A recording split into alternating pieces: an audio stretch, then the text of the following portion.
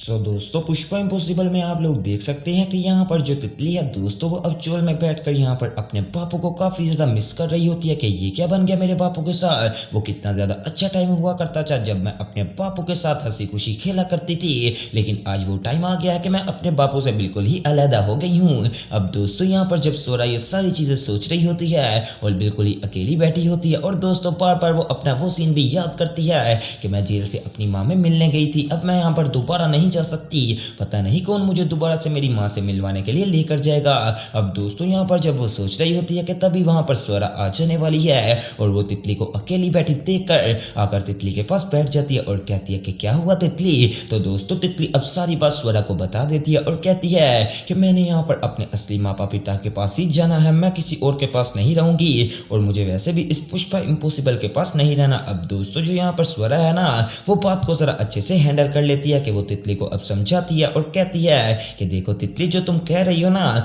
तुम्हारी माँ तो अभी जेल में है, तुम उनके पास कैसे जाओगी। तो दोस्तों तितली कहती है कि जो मेरे बड़े पापा हैं यानी कि वीरेन भाई, मैं उतनी देर उनके पास रह लूंगी और जब यहाँ पर मेरे माता पिता बाहर आ जाएंगे, सॉरी मेरी माँ आ जाएगी बाहर, तो तब मैं उनके पास चली जाऊंगी। अब दोस्तों यहाँ पर बात को समझने वाली ये है कि जो स्वरा है वो किस कदर समझदार है। अब दोस्तों वो तितली को कहती है कि तितली मुझे इतना जरूर पता है कि जो तुम्हारे बड़े पापा है ना वो बहुत ही ज्यादा बुरे इंसान है, तुम्हारे साथ अच्छा सलूक नहीं करेंगे। हाँ अगर तुम्हारी माँ बाहर आ जाएगी तो इसके बारे में मैं कुछ कह नहीं सकती, लेकिन तुम्हारे बापू के पास तो तुम्हें बिल्कुल भी नहीं भेजना क्योंकि इस तरह से मामला काफी ज्यादा खराब हो जाएगा। अब दोस्तों यहाँ पर स्वरा अच्छे तरीके से तितली को समझा देती है कि तितली कहती है कि ठीक है स्वरा आपी मैं आपकी बात को मान लेती हूँ, लेकिन मुझे अपनी माँ की याद आ रही है। आपको जब अपनी माँ की याद आती है तो आप क्या करती हो। अब दोस्तों स्वरा यहाँ पर उसको बात समझाने वाली है और कहती है कि बेटा मेरे माता पिता इस दुनिया में नहीं रहे और ये जो यहाँ पर अश्विन भाई है ना ये मेरे यहाँ पर सगे माँ बाप नहीं है, लेकिन फिर भी ये मेरे से बहुत ज्यादा प्यार करते हैं। उस दिन जब मैंने साड़ी जला दी थी तो पुष्पा इम्पॉसिबल ने मुझे कोई भी नहीं डांटा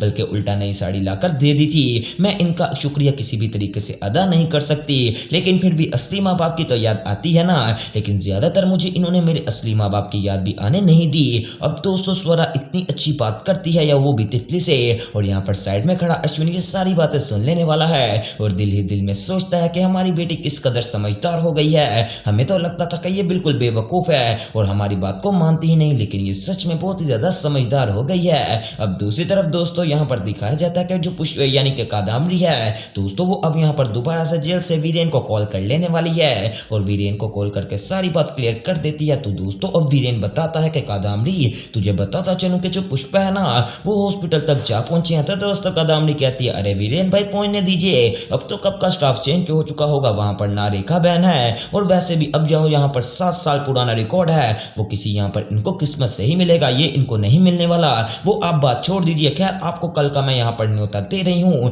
कि कल आपने लाजमी मुझे जेल में मिलने आना है। मैं आकर कुछ आपसे जरूरी बातें भी करूंगी जो कि आपको समझ भी आ जाएंगी, और हाँ एक और रही बात वो ये कि आपने अच्छे खासा कैश भी लाना है। अब दोस्तों जब कादम्बरी कैश की बात करती है ना तो साथ ही यहाँ पर जो जेलर है उसका मुंह काफी ज्यादा अच्छा हो जाता है और दोस्तों अब यहाँ पर जब जेलर ये सारा सीन सुन लेती है कि मेरे पैसे मुझे पहुंच जाएंगे तो दोस्तों वो कादम्बरी से कहती है अरे कादम्बरी अब तू जितना चाहे उतनी देर बात कर सकती है। अब दोस्तों कादम्बरी वीरेन से और भी आगे की नहीं यहाँ पर बात करती है और कहती है कि वीरेन भाई अब हमने यहाँ पर अगली चाल कौन सी चलनी है। तो दोस्तों वीरेन कहता है कि कादम्बरी तो बिल्कुल फिक्र मत कर, बस अगली चाल मैं चलूंगा और तुझे मैं बताता चलूंगा। अब दोस्तों यहाँ पर जेलर कहती है कि मुझे मेरे पैसे पहुंच जाएंगे ना। तो दोस्तों कादम्बरी कहती है अरे तुझे इतना समय नहीं आया कि मैंने तेरी वजह से प्रार्थना को यहाँ पर बिल्कुल हटवा दिया जॉब से ताकि वो यहाँ पर तेरे ऊपर केस ना कर सके। तो क्या मैं अपनी जुबान से फिरूंगी? बिल्कुल भी नहीं, मैं तेरा वादा पूरा करूंगी, लेकिन बस तक कल तू मुझे वीरेन से मिलने दे और उसके बाद एक दफा मैं बाहर आ जाऊं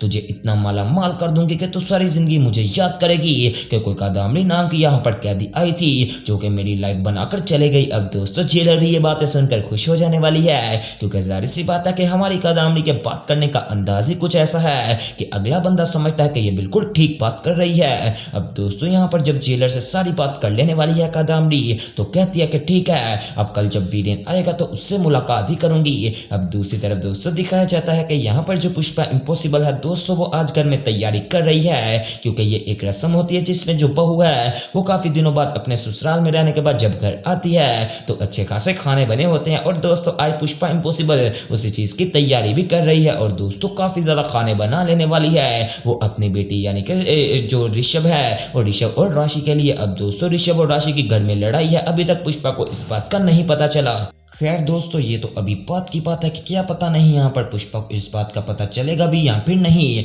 लेकिन दोस्तों अभी अगर यहाँ पर अभी की बात कीजिए तो पुष्पा काफी ज्यादा खुशी से यहाँ पर खाना बना रही होती है और यहाँ पर जो पास महिलाएं बैठी होती है ना वो कहती है अरे पुष्पा जी आप तो हर काम में माहिर हैं, खाना भी बढ़िया बना लेती हैं, केस भी अच्छे से लड़ लेती हैं, अपने बच्चों को गाइड भी कर लेती हैं और हमेशा खुश भी रहती हैं। तो दोस्तों पुष्पा कहती है कि इस सब के पीछे सिर्फ और सिर्फ एक ही राज है और वो राज यही है कि मैं यहाँ पर हमेशा से अपने बच्चों का ख्याल रखती हूँ और अपने बच्चों की बात को समझती हूँ। अब दोस्तों इतनी देर में अश्विन आ जाने वाला है और वो आकर कहता है अरे माँ मुझे पता है कि आज यहाँ पर राशि आ रही है, इसलिए तो काफी ज्यादा यहाँ पर गए जो खाना पीना है वो कर रही है। तो दोस्तों पुष्पा कहती है हाँ वैसे तुझे एक बात बतानी है। तो दोस्तों अब अश्विन यहाँ पर पुष्पा को कहता है कि माँ जो स्वर है ना वो काफी हद तक समझदार भी हो गई है, आज मैंने उसे तितली से बातें करते हुए सुना था, वो तेरी भी काफी तारीफ कर रही थी, मेरी भी काफी तारीफ कर रही थी और कहती है कि हम लोग बहुत ही ज्यादा अच्छे हैं। अब दोस्तों जब पुष्पा कहती है तो वो कहती है अरे यहाँ पर अश्विन वो बेटी किसकी है, पुष्पा रानी टेरिया की, तो अच्छी तो निकलेगी, पहले वो थोड़ी ना समझ थी अब काफी हद तक समझदार हो गई है, अब वो तितली को अच्छे से गाइड भी कर लेती है और हमें जरा भी पता नहीं चलता